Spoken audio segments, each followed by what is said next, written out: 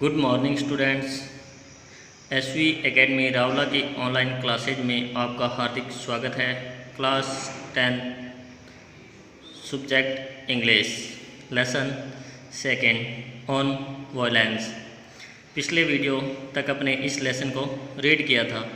आज अपने उससे आगे का वर्क करेंगे। आगे है activity first, choose the correct alternative. Question first, physical violence kills people. Answer, willingly. B number. Second है violence in individuals comes by birth, after birth, through education, none of these. तो इसका answer होगा after birth, B number. Third है while showing violence to others man is very thoughtful about his own safety, not very much cruel, conscious about his family, even ready to be killed. तो अपना answer होगा even ready to be killed. Fourth number है a person without the sense of love is worse than animals, B number अपना answer है। Fifth number है the state of bliss in human mind may be generated by violence, mercy, education, destruction. तो अपना answer होगा education. उसके बाद में है answer the following question 30 to 40 words and 60 words. तो ये आपने स्वयं करने हैं, अपने लेसन में पढ़ा हुआ है। वोकैब से संबंधित activity second, given below is the list of a few affixes and a few words from new words by putting suitable affixes before the given word. यानी कि अपने को कुछ वर्ड दिए हुए हैं और कुछ अफिक्स दिए हुए हैं, तो अपने को क्या करना है, यानी कि जिस तरह से अपने पिछले लेसन में पफिक्स और सफिक्स के बारे में पढ़ा था, तो पफिक्स उपसर्ग और सफिक्स प्रत्यय, तो उसी तरह से एफिक्स है वो यहाँ पे पफिक्स का काम कर रहे हैं और उसको अपने वर्ड के पहले यूज करना है। तो अपने को एफिक्स दिए हुए मिस, डिस, इन, इर, इल, इम। तो अपने को देखना है कि एडवांटेज के साथ, लीगल के साथ, पॉसिबल के साथ कौन कौन से आने वाले हैं। तो ये आपने करने हैं। जैसे एडवांटेज के साथ अपने करें तो डिसएडवांटेज, लीगल के साथ करें तो इलीगल, पॉसिबल के साथ करें तो इम्पॉसिबल, रैशनल के साथ करें इरेशनल।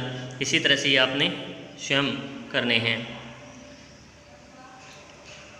बी नंबर में है given below is the list of a few suffix and a few words from new words by adding suitable suffix after the given words.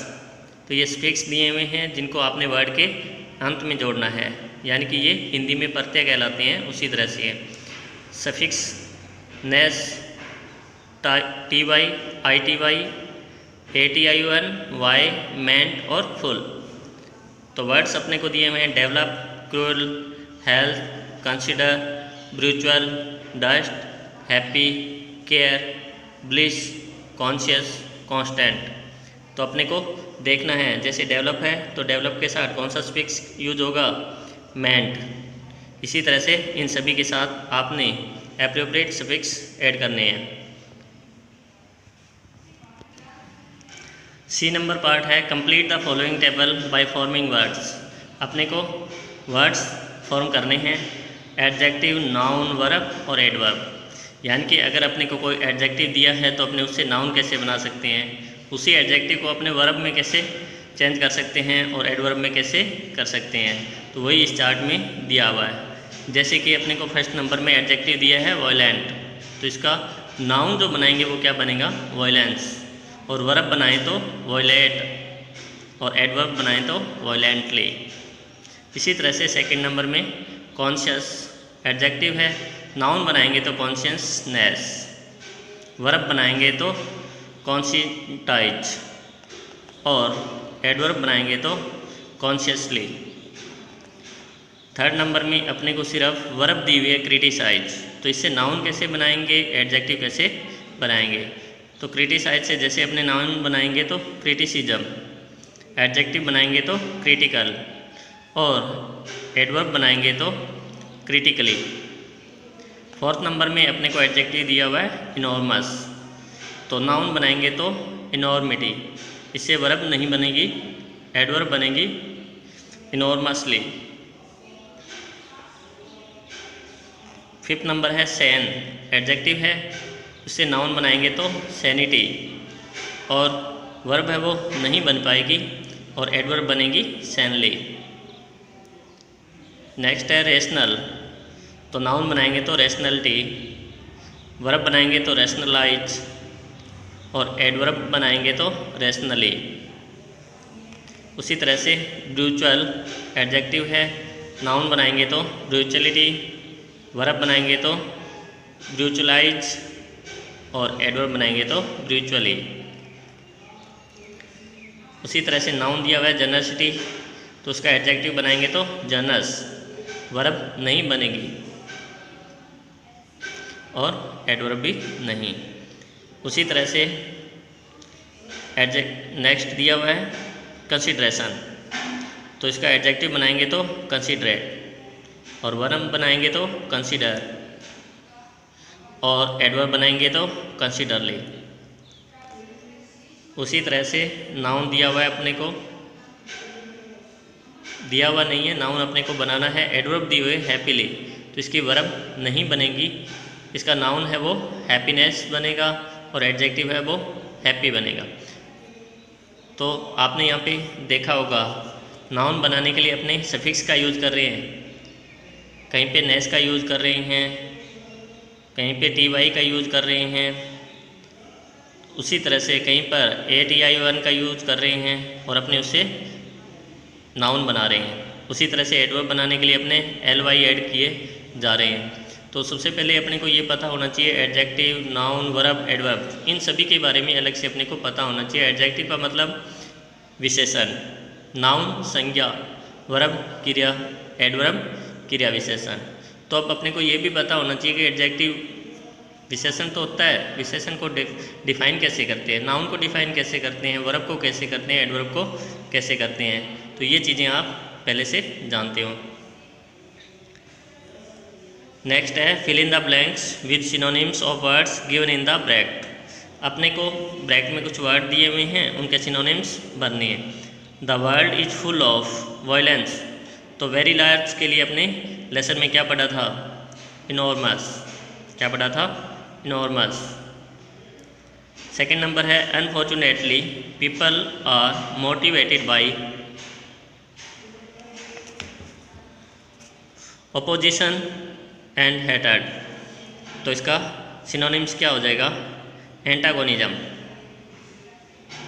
प्रतिरोध। थर्ड नंबर है nowadays has become a rare virtue, kindness के लिए generosity,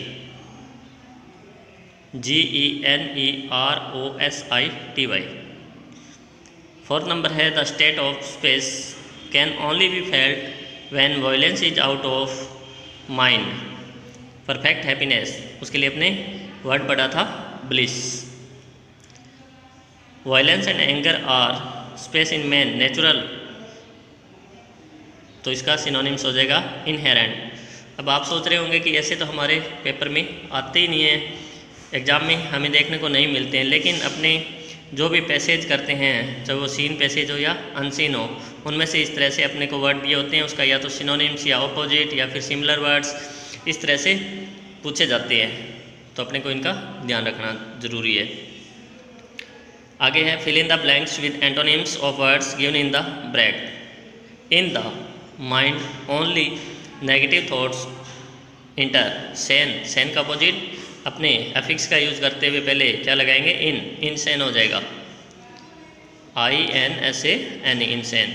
उसी तरह से space, behaviour in human beings is intolerable, और अपने को दिया हुआ है रैशनल, तो रैशनल अभी अपने पीछे करके आए थे, जिसमें कि अपने अफिक्स या बोले अफिक्स ऐड किया था, तो वो इरैशनल।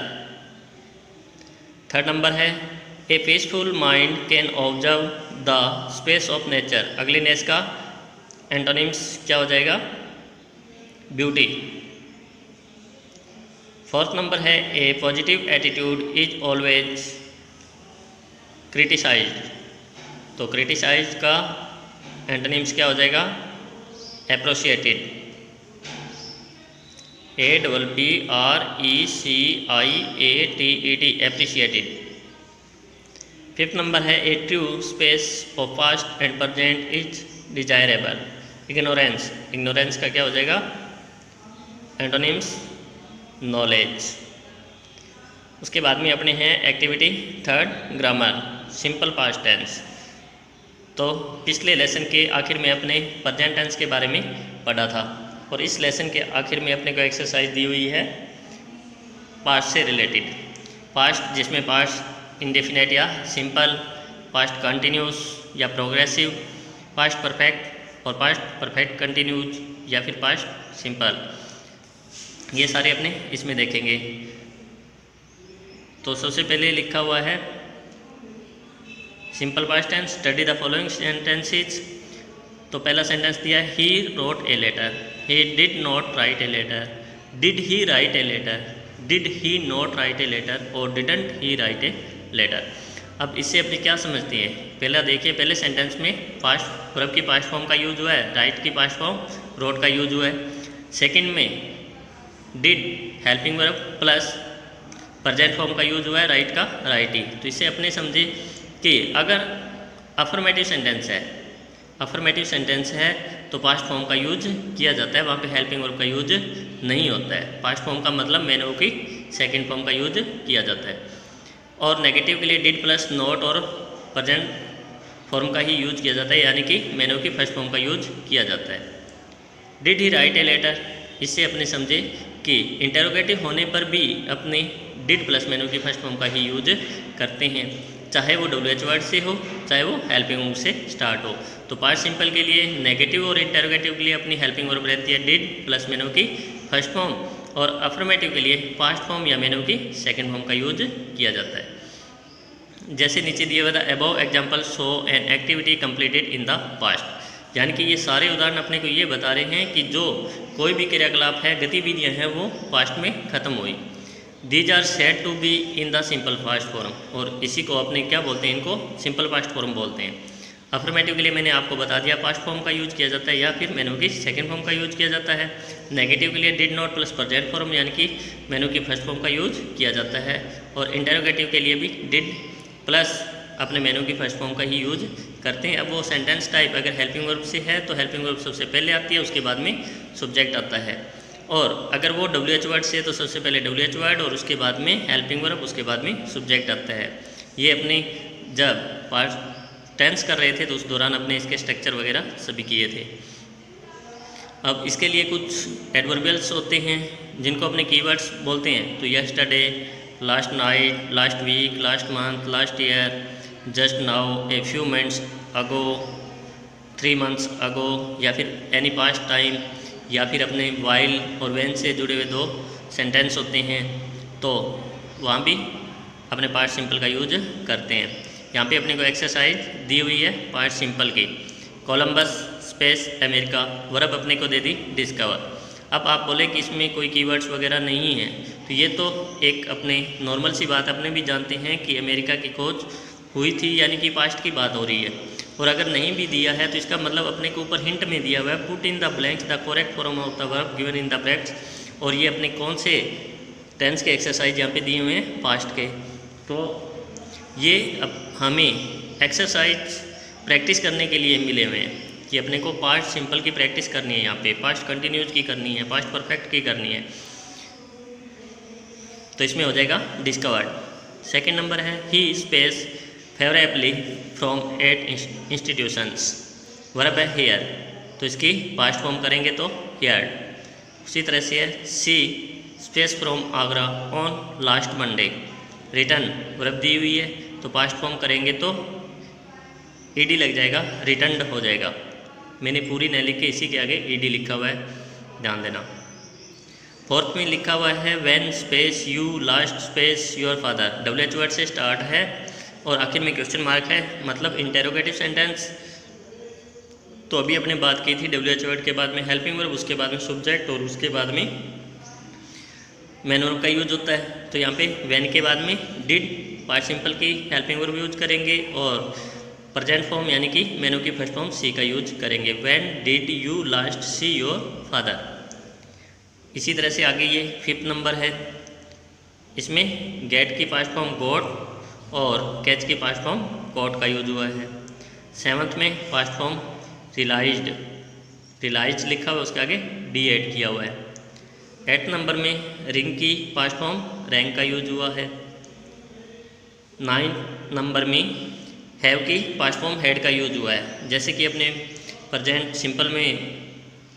परफेक्ट कर रहे थे तो आपको बताया था कि हैज और हैव वहाँ पे प्रेजेंट परफेक्ट की हेल्पिंग वर्ब है, साथ ही साथ ये मेन वर्ब के तौर पे भी यूज करते हैं, जिसका मतलब होता है रखता है। तो अब हैज और हैव की पास्ट फॉर्म हैड, यहाँ पे पास्ट फॉर्म हैड का यूज हुआ है। 10 नंबर में कम की पास्ट फॉर्म कैम का यूज हुआ है। आगे है 2nd number exercise past progressive या कंटिन्यूस टेंस। तो इसमें देखते हैं आगे, सीधा एक्सरसाइज पे चलते हैं। Exercise first sentence I space wash my hands when the telephone space verb है रिंग।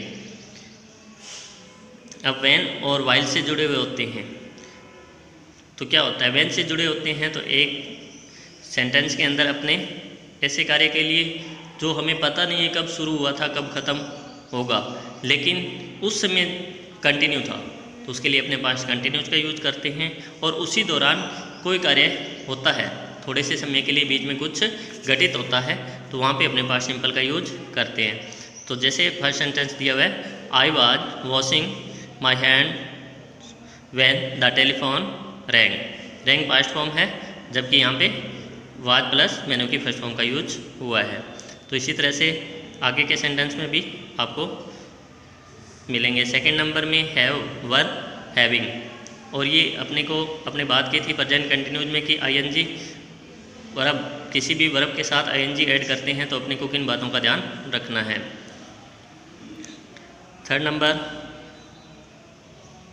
रैंक, क्योंकि वाइल के बाद में सी वाज रीडिंग लिखा हुआ है तो उससे पहले अपने पार्ट सिंपल का यूज किया है रैंक। 4th में वाज वॉकिंग। 5th नंबर में वाज टॉकिंग। 6th नंबर के फर्स्ट में रियलाइज्ड पास्ट फॉर्म का यूज करना है, और 6th के 2nd में was travelling, TRAVELLING travelling. 7 number में वाज क्रॉसिंग और स्टेप्ड, और 3rd में इसमें फाल की पास्ट फॉर्म फेल। 8 नंबर में लीव की पास्ट फॉर्म लेफ्ट और इनरोल की पास्ट फॉर्म इनरोल्ड।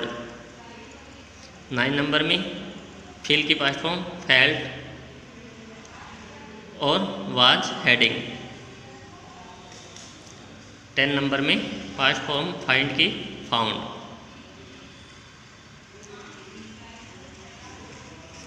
नेक्स्ट देखते हैं एक्सरसाइज।